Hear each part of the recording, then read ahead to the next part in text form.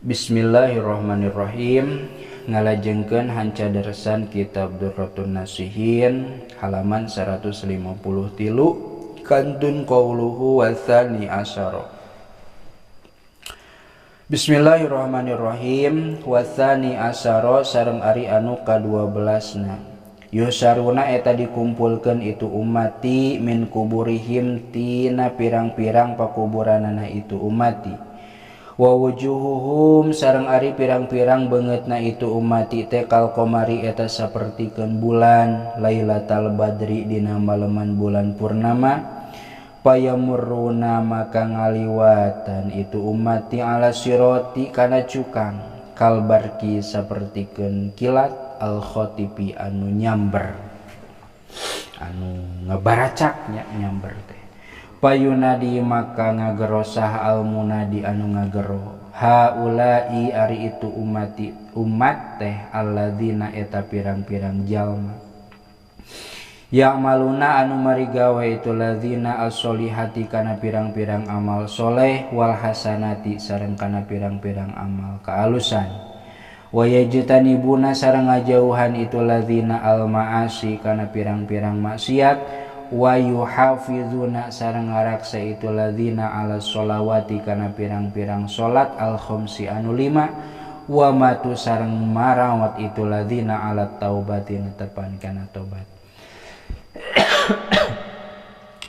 Fajazaohum maka ari pembalasanana itu ladzina al jannatu eta teh surga wal magfiratu sareng pangampura warahmatu sareng rahmat waridwanu sareng karidoan liqaulihi ta'ala karena dawuhan Allah ta'ala lafad alla takhafu wala tahzanu alla takhafu yen ulah sieun aranjeun kabeh wala tahzanu sareng ulah prihatin aranjeun kabeh.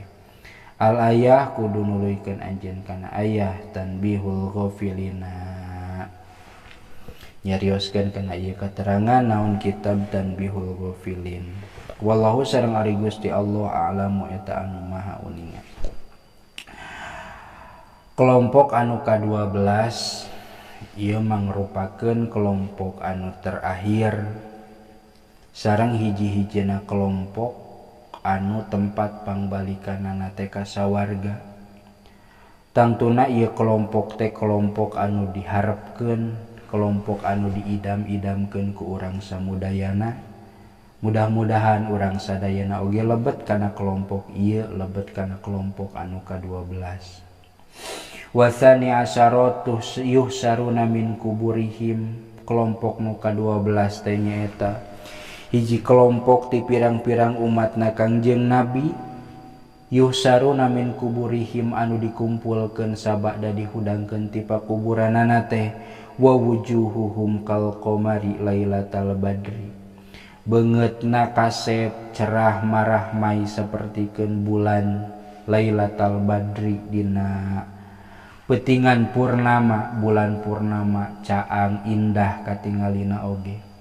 Fayamuruna ala sirati kal barkil khotib nalika meuntas kana cukang nalika meuntas kana sirat dina nalika nu sejen meuntasna teh aya anu apay-apayan, aya anu ngesot ge aya nu ku suku, aya nu ku tonggong, aya anu ngagurantung, aya anu rupa-rupa pisannya. Maka jalma anu ieu mah kelompok anu ieu mah fayamuruna ala sirati kal barkil khotipi lempang ngaliwatna teh sapertikeun kilat anu nyamber dina pada naonna dina pada panjangna cukang ngan pedah ngaliwatna tereh sapertikeun kilat dina pada gancangna.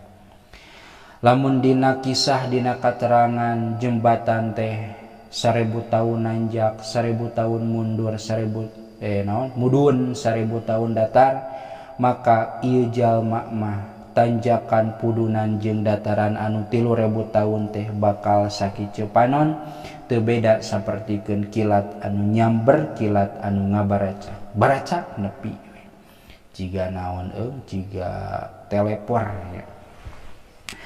Fayunadi almunadi haula'il ladzina jalma nu kumaha atuh anu meunang ganjaran sapertikeun kitu teh, jalma nu kumaha anu meunang babales sapertikeun kitu teh, haula'i ari itu umat teh alladzina ya'maluna sholihat, hiji eta jalma teh sok migawe kana amal soleh, lain nu sok migawe kana amal salah.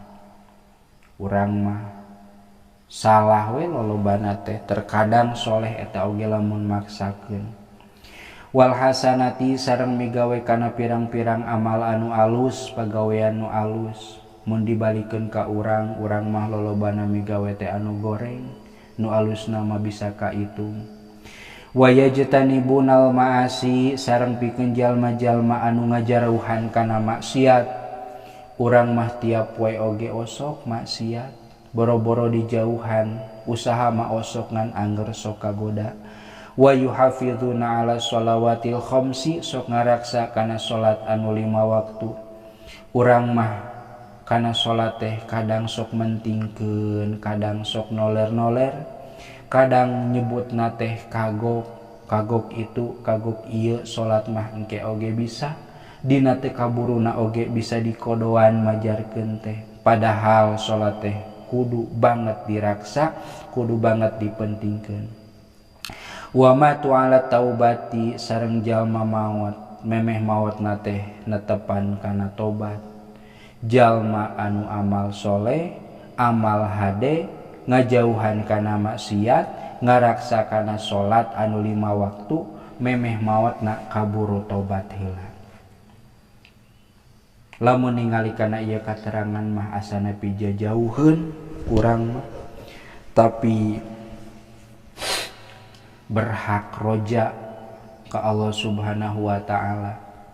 Geuning saur Ibnu Hani mah ngadamel siiran ilahi lastu lil firdausi ahla wala aqwa ala naril jahimi.